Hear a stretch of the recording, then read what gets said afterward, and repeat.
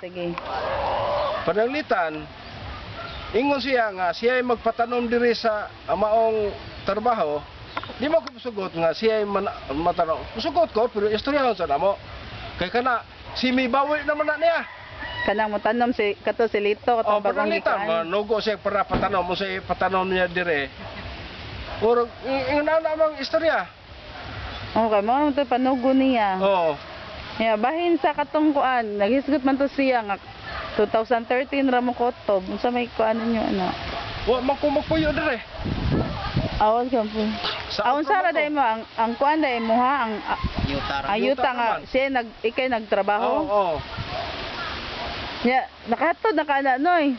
Sa Hay. imong kuan kanang Kada siya kanang tag-iya karon nakatod ko na niya pero mo lagi na ang istorya gipatod ako dito sa kung umagad.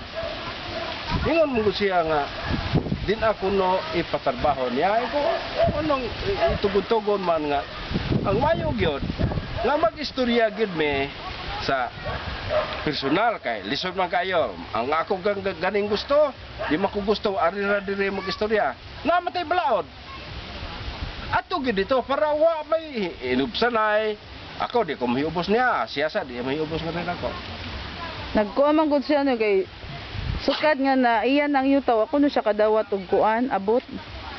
Nakadawat ba siya pero di gamay ra kay tugod man sa ang mais na to di malas na perming bahaan.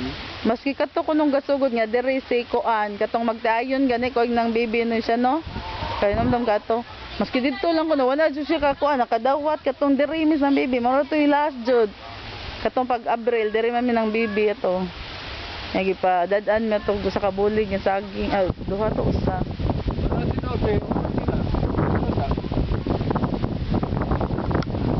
Ya so magana ako lay kuan nga. Ikaw lang tayo. Ikaw lang tayo. Sulti lang tayo.